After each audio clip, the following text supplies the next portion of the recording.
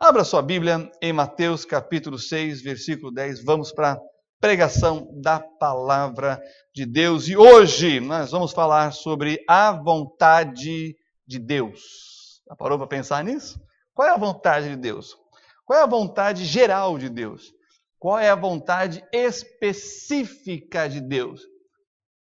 Vamos aprender sobre isso essa noite. Mateus capítulo 6, versículo 10. Nós encontramos na oração do Senhor esse versículo que fala sobre a vontade de Deus. Mateus capítulo 6, versículo 10. Quem já chegou lá, diga amém. Opa, todo mundo comigo? Diz assim: venha o teu reino, seja feita a tua vontade, assim na terra como no céu. Oremos ao Senhor. Pai, que o Senhor nos ensine nessa noite a tua vontade, que possamos entendê-la, compreendê-la claramente e obedecê-la para a nossa alegria, para a nossa felicidade e para a glória do teu nome. Em nome dele, do Senhor Jesus, o maior exemplo de obediência à tua vontade, que oramos e agradecemos por essa rica oportunidade e sabermos a tua vontade para poder obedecê-la. Em nome do Senhor Jesus Cristo. Amém.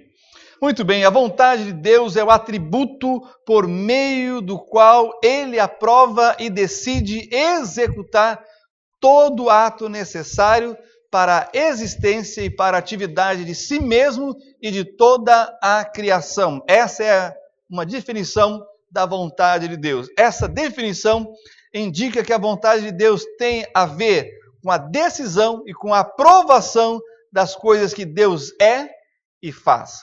Ele é e faz tudo aquilo que está de acordo com a sua própria vontade. Olha que coisa maravilhosa e preciosa. Mas também envolve as escolhas divinas do que fazer e do que não fazer. Irmãos, eu lembro, estagiando numa igreja do interior, na época de seminarista, um senhor Geraldo, um irmão muito precioso, e que ele aceitou a Cristo naquele domingo, e o pastor falou: irmão Alexandre, aconselho aqui, dá uma atenção para o senhor Geraldo, que agora é nosso irmão, é em Cristo. Eu fui conversar com ele, e ele estava com o coração assim, tão aberto para as coisas de Deus, que a gente começou a conversar, e ele falou assim: irmão, um jeito assim, pessoal do interior, mais sistemático, né? Ele falou assim: o que eu posso e o que eu não posso fazer? Eu levei um choque, né? Ninguém começa uma conversa espiritual assim, né? Eu falei: olha, o senhor pode, o que não pode, aquilo que Deus disse, não o que eu venha dizer para você. Para isso, o senhor tem que ler a Bíblia. Ah, que coisa linda! A Jane é testemunha disso. Ele começou a ler a Bíblia, mais do que isso, ele começou a decorar versículos, passagens da Bíblia inteiro. E era uma alegria estar com esse irmão, porque ele chegava cada final de semana e falava assim: irmão, já decorei mais um versículo da Bíblia. E ele citava, era assim, realmente muito edificante. Sua família recebeu a Jesus, os seus filhos vieram, ele tem filhos assim, irmãos maravilhosos, na casa de Deus, servindo ao Senhor, lá na cidade de Guaíra, e é uma grande bênção. Mas eu nunca mais ouvi ninguém falar assim: o que eu posso e o que eu não posso fazer. Porém, a pergunta é: o que é a vontade de Deus? Entendendo a vontade de Deus, você vai entender o que você deve e o que você não deve fazer, de acordo com aquilo que está revelado nas Sagradas Escrituras. Nós não vamos entregar para você uma listinha do que você pode e o que você não pode. Você vai encontrar nas Sagradas Escrituras e você vai ver nos exemplos de pessoas que buscam seguir e cumprir e obedecer à vontade de Deus. Olha só o versículo, capítulo 7 de Mateus, versículo 21, que fala sobre isto. Olha que coisa impressionante que nós temos aqui. Mateus 7, 21. Nem todo que me diz Senhor, Senhor, entrará no reino dos... Olha a seriedade disso aqui. Mas aquele que faz a vontade de meu Pai que está nos céus. É isso aí. Como é a vontade de Deus? Já parou para perguntar? Ora, Deus é um ser, Deus, a sua vontade se expressa na sua criação,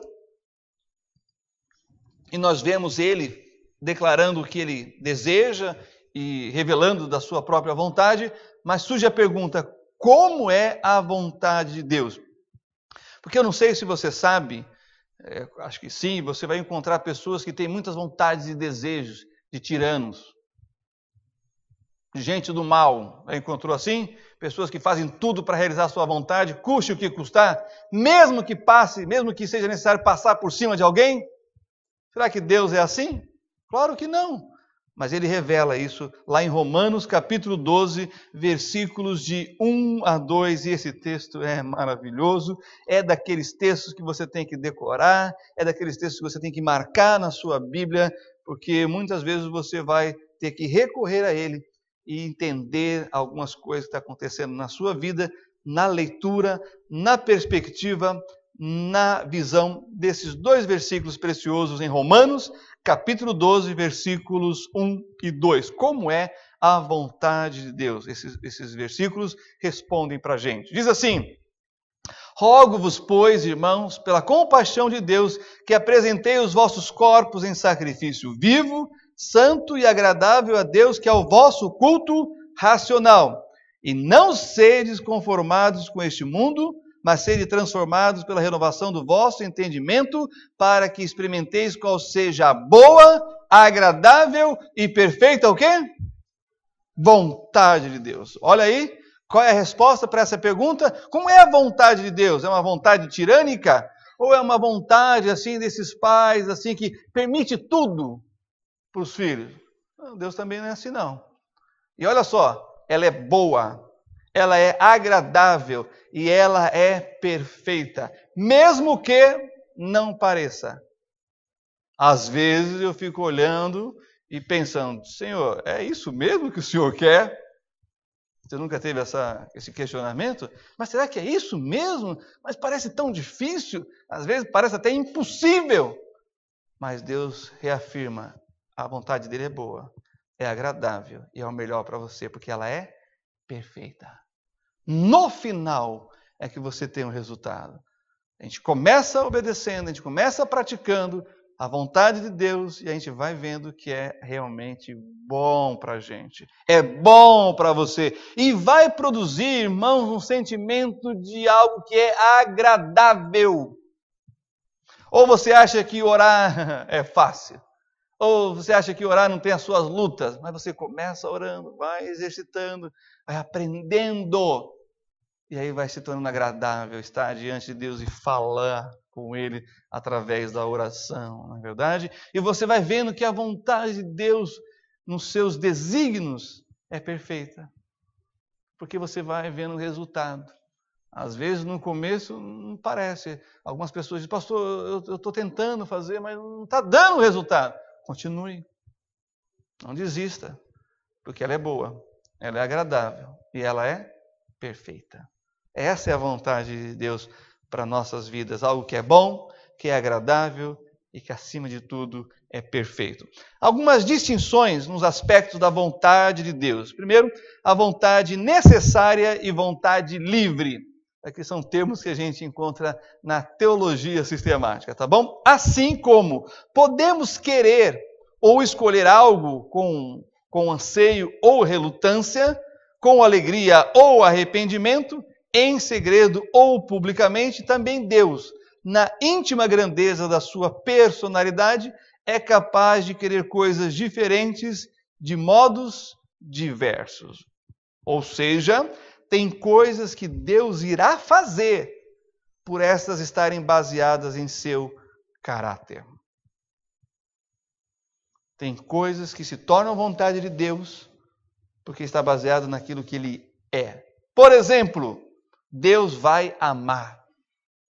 É a vontade dele amar, porque Ele é amor. E quem Ele vai amar? Todos. Sem distinção de cor, de raça, de gênero, de condição social. Deus vai amar a todos. Essa é a vontade dele, revelar o seu amor a todos, os pequeninos aos mais experimentados na vida. Sabe o que está escrito lá em João 3,16? Porque Deus amou o mundo indistintamente, bons, né, e maus. Deus amou a todos os pecadores. Não é maravilhoso isso? mas de acordo com o seu caráter, e aqui nós estamos falando daquilo que seria a vontade necessária, Deus também exigirá justiça, porque Ele é justo. 2 exemplos. Olha que interessante. De um lado você tem o amor de Deus e do outro lado a justiça. Deus não é só amor, Deus não é só justo. Deus é amor e justo. Como é que a gente entende isso? Sabe o trilho do trem? Só o trem anda? Precisa dos dois. Amor e justiça. Severidade, longanimidade. É sempre assim, quando a gente fala do caráter de Deus. E olha, irmãos, isso aqui é algo assim impressionante. Já no outro aspecto, podemos dizer que Deus decidiu amar Abraão e fazer dele uma grande nação por meio de Israel. Olha só que interessante isso aqui. Ele ama a todos, mas ele, na sua liberdade, na sua vontade livre, ele amou uma pessoa para um propósito. Ele continua amando a todos, mas como ele é livre, ele direcionou a sua vontade e canalizou o seu amor por um homem. Olha o que nós encontramos lá no profeta Jeremias, capítulo 31, versículo 3, falando disso, se referindo, ao amor de Deus à nação de Israel, porque Deus prometeu para Abraão, ele prometeu para um homem que ele amou profundamente, que faria dele uma grande nação por meio de Israel. E olha o que ele vai dizer aqui no profeta Jeremias, capítulo 31, no versículo 3. Isso aqui é especial. E depois eu vou dar um outro exemplo, mas aí já é... Veja bem, não partiu de Abraão nada para que Deus direcionasse o seu amor para ele, mas também tem aqueles que provocam em Deus o amor. Vou dar o exemplo já. Jeremias 31, 3. Há muito que o Senhor me apareceu dizendo, porquanto com amor eterno te amei, por isso com benignidade te atraí. Esse é o amor de Deus incondicional por Abraão e todos os seus descendentes, envolvendo a nação de Israel. Esse mesmo amor ele tem pela igreja. Já parou para pensar nisso? Por nós. Mas tem uma outra personagem na Bíblia que, irmãos, provoca amor em Deus. Sabe quem foi? Um profeta chamado Daniel. Deus ama a todos, porque está baseado no caráter dele. Mas algumas pessoas, ele direciona o seu amor. E outras provocam em Deus amor. Todos nós somos amados de Deus.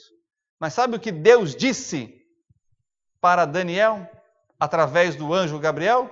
Ele falou, você é muito amado. Isso aqui é para arrepiar, hein? Nós somos amados, mas Daniel era muito amado, quer dizer, muito amado. Por quê? Porque ele dedicou a sua capacidade intelectual, o seu esforço físico, o seu tempo, sabe para quê? Para estudar a Bíblia e entender os desígnios de Deus acerca das coisas do futuro. Daniel, sendo profeta, ele estudou as profecias dos outros profetas para entender o que Deus tinha planejado na história da redenção. E quando ele fez isso, ou seja, ele podia ter qualquer hobby, irmão. Ele podia fazer qualquer outra coisa que o satisfizesse intelectualmente, fisicamente, emocionalmente, mas ele buscou a Bíblia, a leitura da Bíblia e a compreensão das Sagradas Escrituras. E ao fazer isso, ele provocou em Deus mais amor por ele. Quando você lê a Bíblia, quando você quer saber mais de Deus, você passa a provocar o amor de Deus por você. Não perca a oportunidade de ler, não perca a oportunidade de estudar, não perca a oportunidade de estar no culto adorando a Deus, porque ao fazer isso você está provocando amor nele. É precioso isso. Você saia daqui praticando isso. E nós?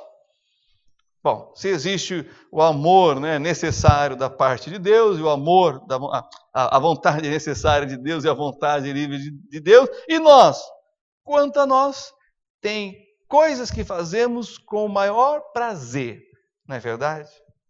Tem gente que gosta de pescar, aí é prazeroso. Eu aguento 20 minutos com a vara, se não aparecer nada, eu desisto. Eu vou ler, eu vou conversar. Olha, eu estava irmãos, é impressionante. Estava participando de um grupo de pescaria lá no rio, lá no Pará, e todo mundo, aquele sol, e lá com a varinha, e eu dentro do barco, falei, não vou tomar esse sol não, eu vou comer o peixe depois, e o pessoal animado, aí pegava um, aí tirava foto, registrava um momento, que prazeroso para aqueles pastores, aqueles irmãos que a gente estava junto, né, num grupo pescando, eles acharam, foi maravilhoso, delicioso, e eu até dormi no barco. Mas eu falei, estou lá com vocês, vamos lá, vamos juntos, pelo menos eu vou comer o peixe, então vamos em frente. Era prazeroso para eles. Tem coisas que você faz que você nem sente cansaço. Se não vier alguém e falar, ei, tá bom, chega, né? Vem dormir. Tá bom.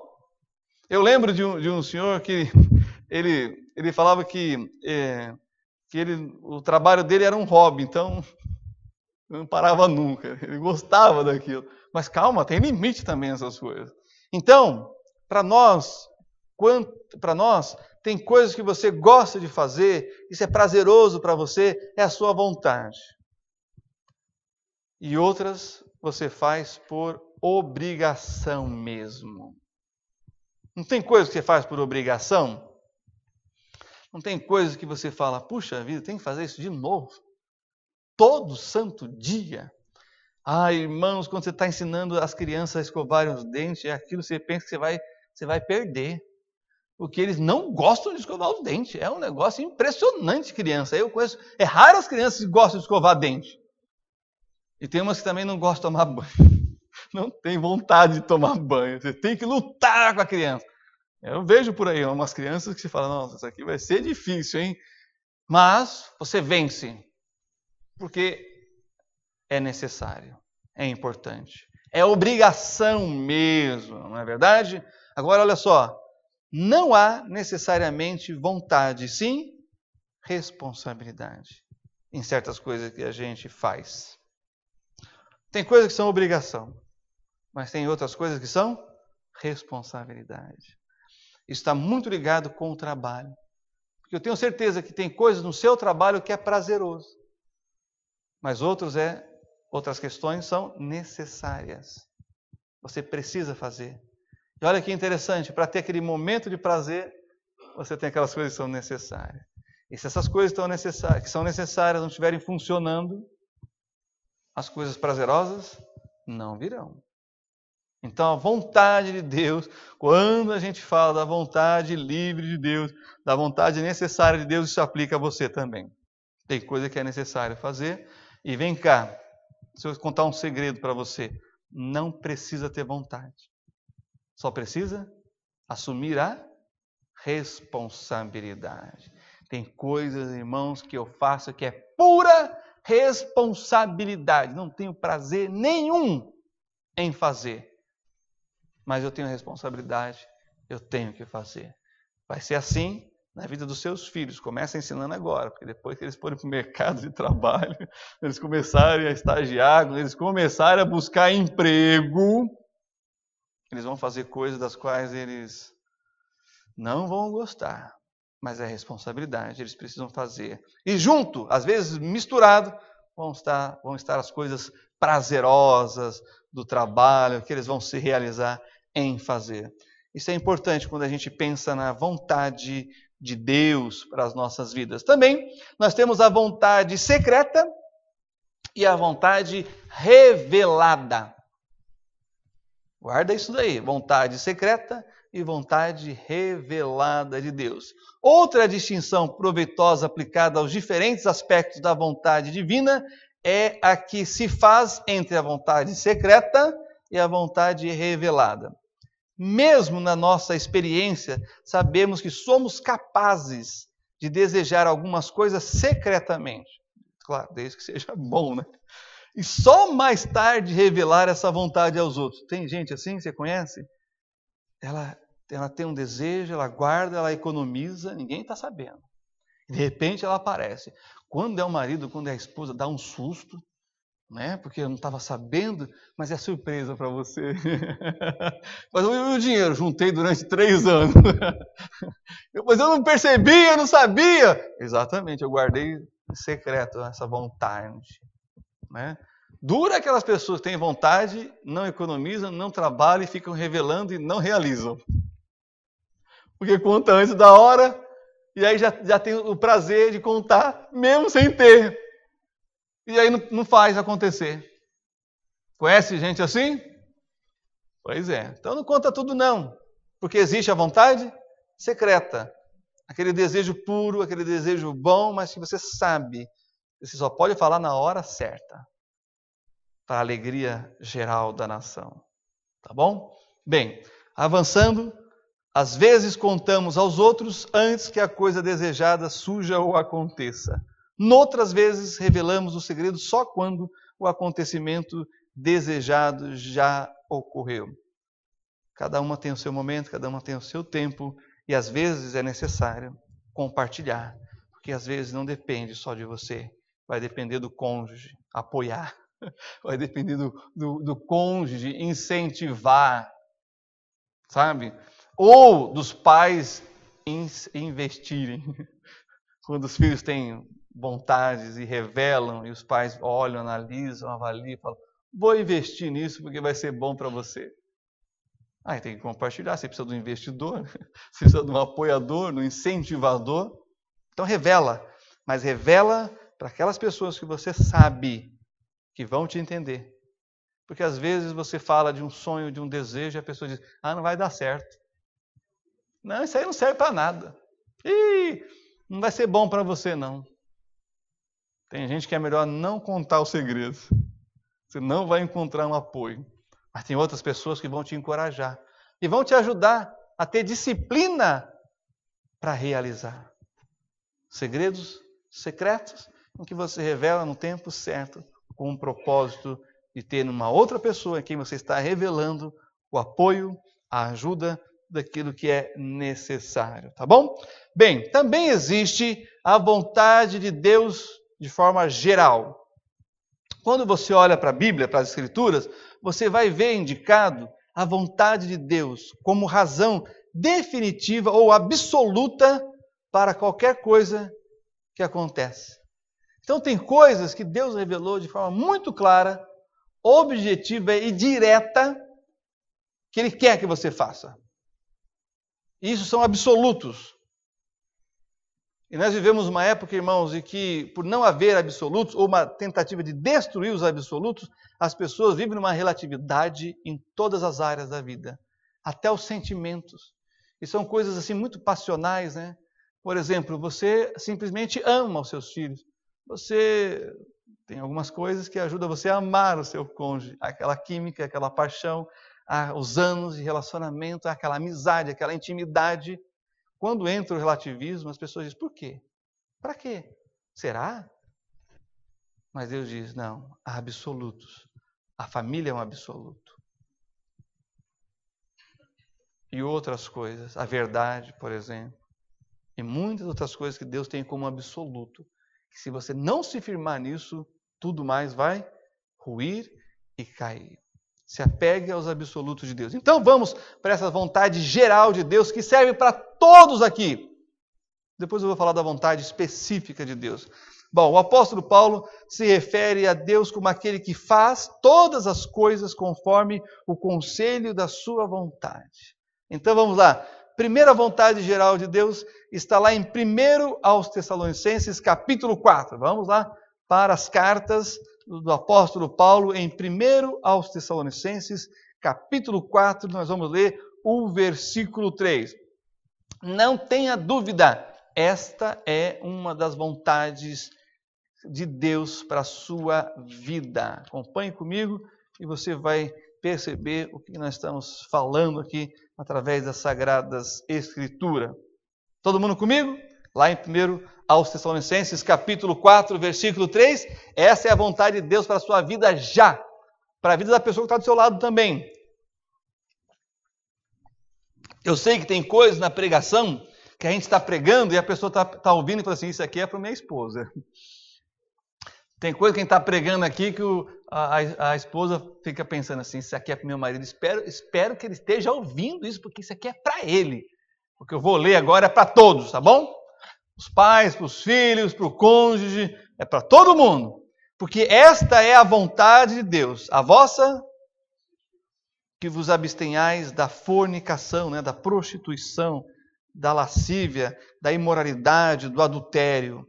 Em contraste, a vontade de Deus é a santificação. O que é a santificação? É ser separado de tudo aquilo que pode te contaminar, que pode afetar o seu relacionamento com o seu cônjuge, que pode afetar o seu relacionamento com Deus. É por isso que ele está desejando que você não se misture com essas coisas que te contaminam, mas que você seja separado disso. Separado dessas coisas e dedicado para Deus. Dedicado para as coisas de Deus, para a família, para o ministério, para o trabalho, para a obra dele. Então essa é a vontade geral de Deus, a vossa santificação. Que você seja melhor filho, que você seja melhor pai, que você seja melhor cônjuge, que você seja melhor funcionário, que você seja melhor patrão. Essa é a vontade de Deus. Que você se separe daquilo que pode contaminar e alterar aquilo que é realmente bom e puro. Nós sabemos, a água é boa, mas se ela for contaminada, para que serve? Para nada. Outra verdade, ainda em 1 aos Tessalonicenses, capítulo 5, versículo 18. Olha só, para todos. Está escrito, em tudo dai graças. Porque esta é o quê? A vontade de Deus em Cristo Jesus para convosco. Irmãos, a vontade geral de Deus é que os seus filhos sejam gratos.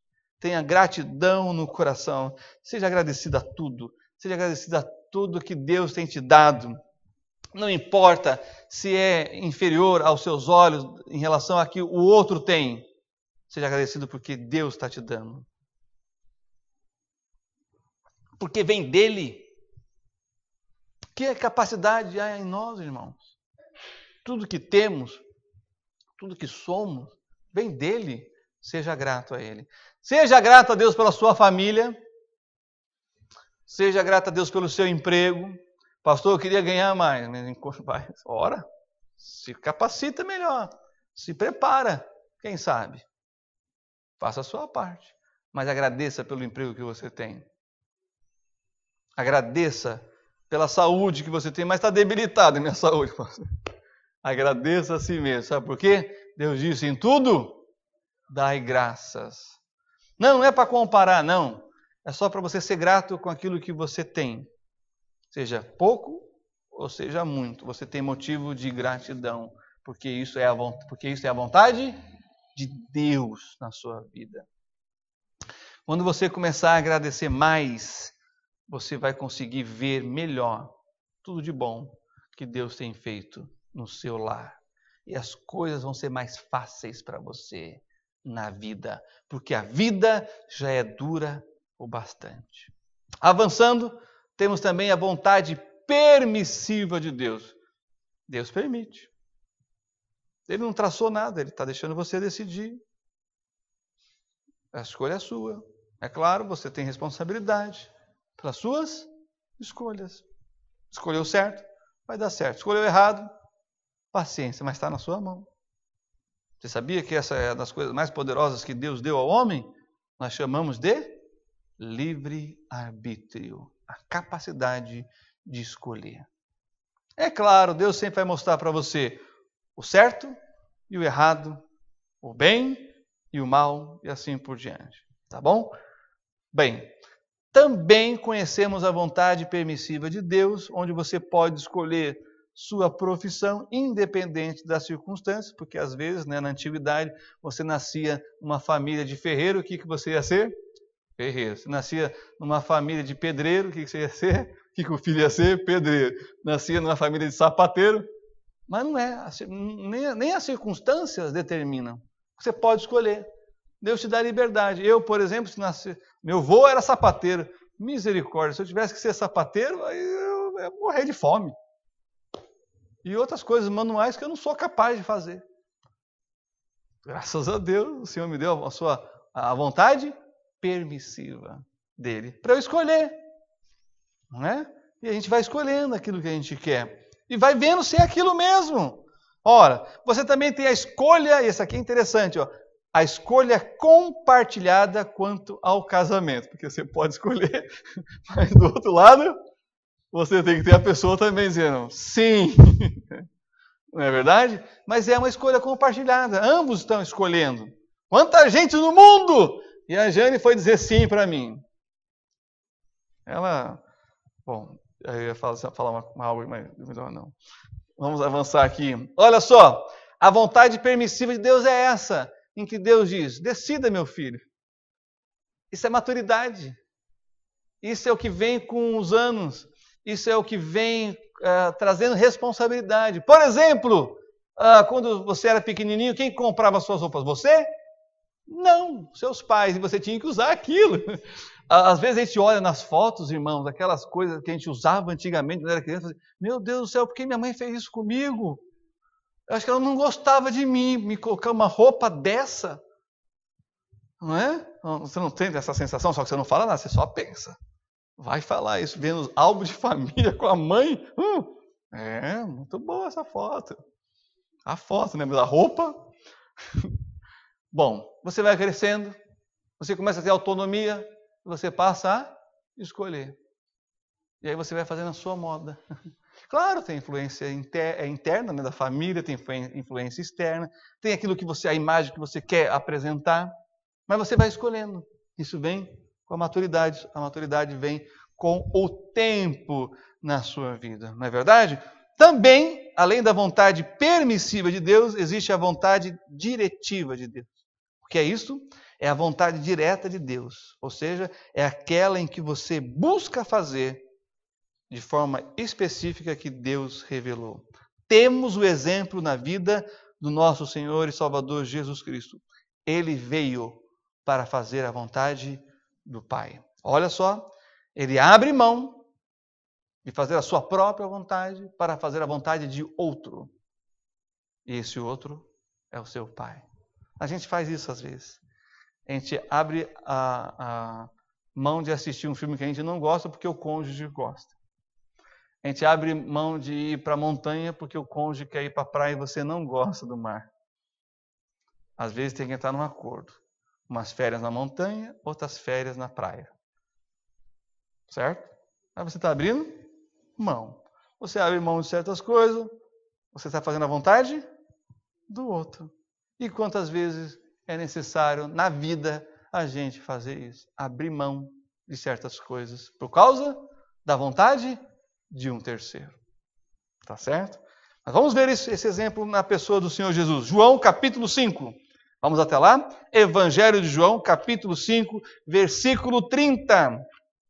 Olha que coisa maravilhosa que é o exemplo do Senhor Jesus, né? Fazendo a vontade do Pai, fazendo a vontade de outrem.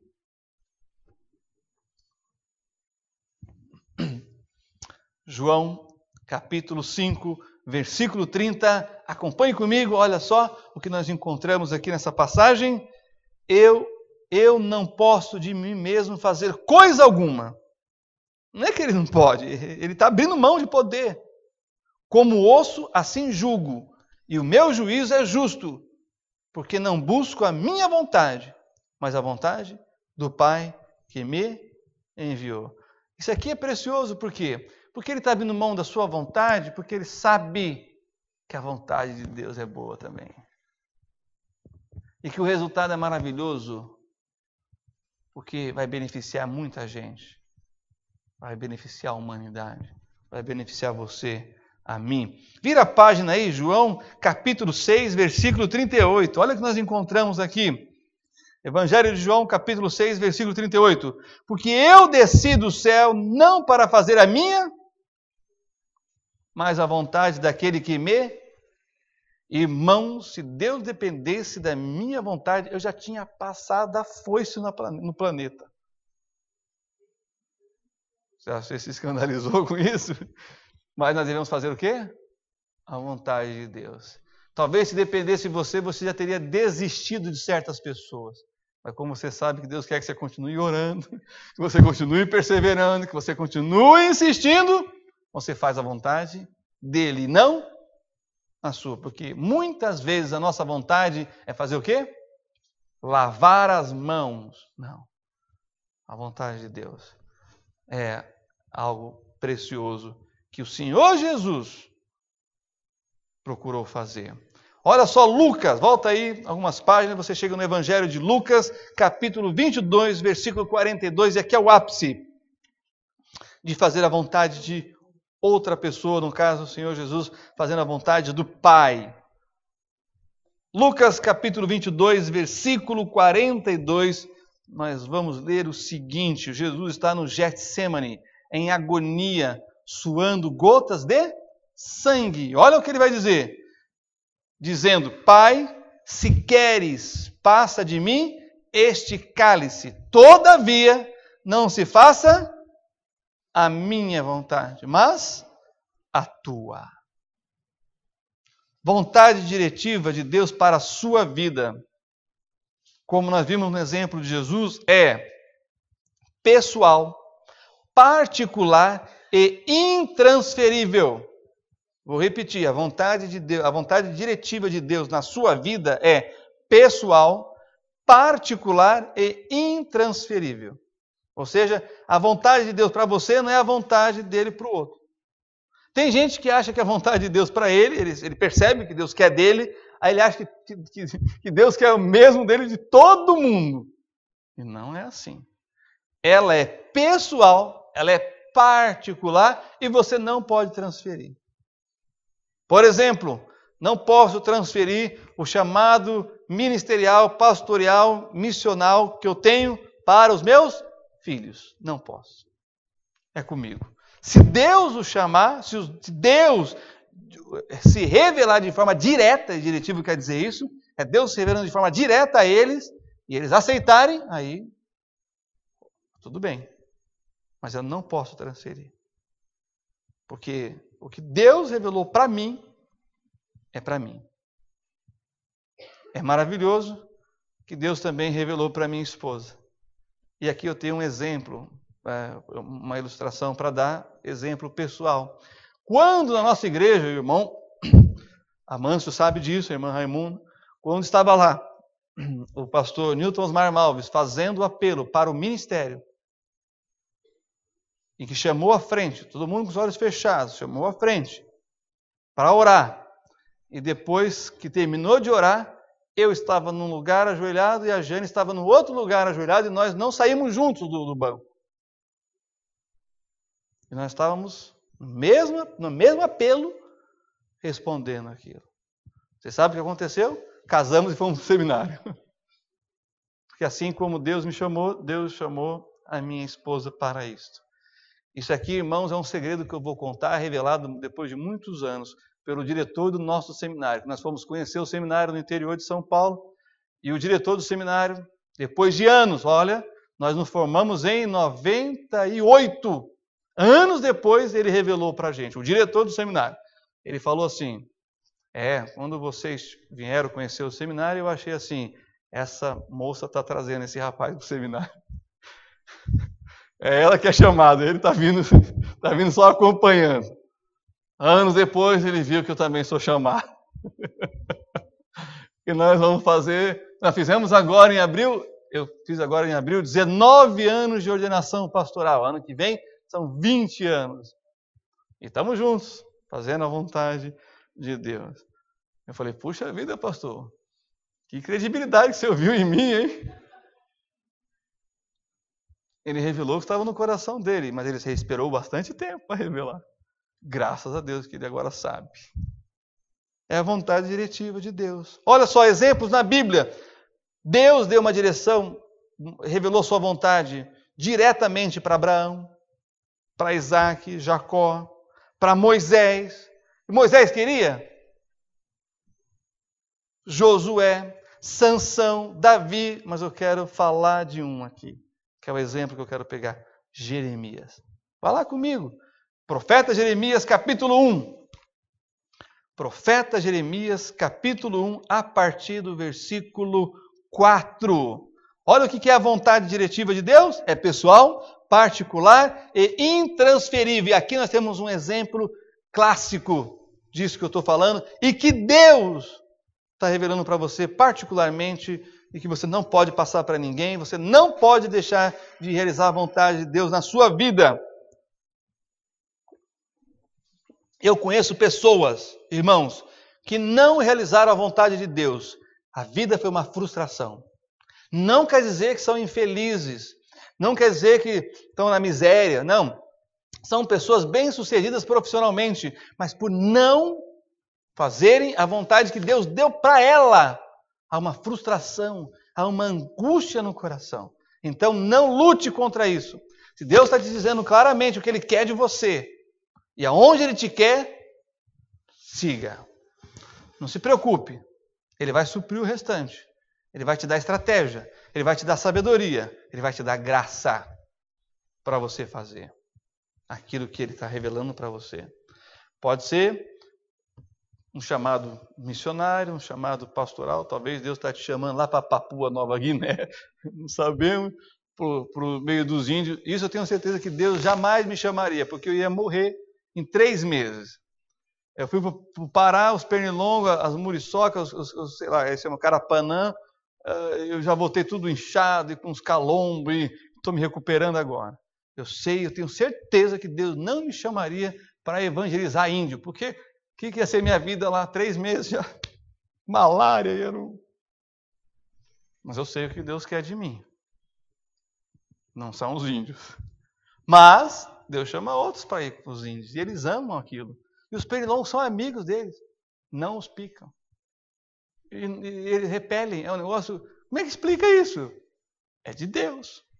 Jeremias é o nosso exemplo aqui, que diz assim, capítulo 1, versículo 4. Assim veio a mim a palavra do Senhor, dizendo, antes que te formasse no ventre, te conheci. Olha que coisa.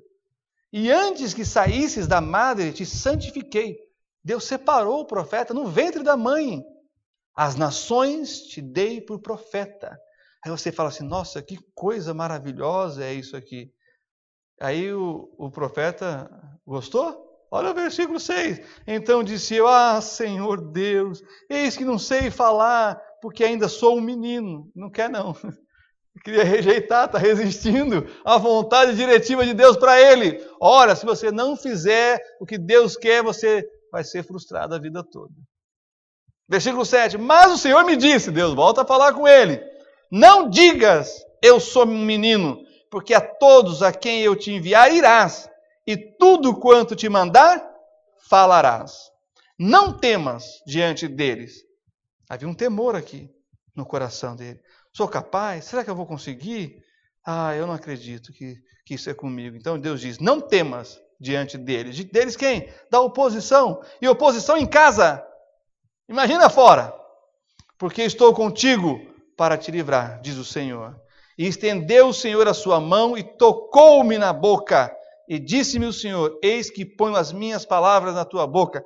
Deus não chama os capazes, mas capacita os chamados. Exemplo, Jeremias, olha, ponho-te neste dia sobre as nações e sobre os reinos, para arrancares e para derrubares, e para destruíres e para arruinares, e também para edificares e para plantares. Há um poder que Deus dá quando Ele revela para você a vontade específica dEle para você. Não é que não terá oposição. Não é que você não vai passar noites em claro orando, buscando o Senhor. Mas Ele vai estar com você e vai te dar a vitória. Não tema a vontade de Deus específica para você. Obedeça. No fim da história, veremos a vontade divina sendo cumprida. E nosso último texto está lá em Efésios, capítulo 1, versículos 9 a 11. Vamos até lá? Efésios, capítulo 1, versículo 9 a 11. Se Deus está te chamando e você quer entender melhor isso, se Deus tem uma vontade específica para você, quer melhor entender isso, leia lá o capítulo 1 todinho de Jeremias. Mas eu não tenho dúvida que Deus revela a sua vontade diretiva para cada um. E não se preocupe com a idade, não. Para Deus não tem idade.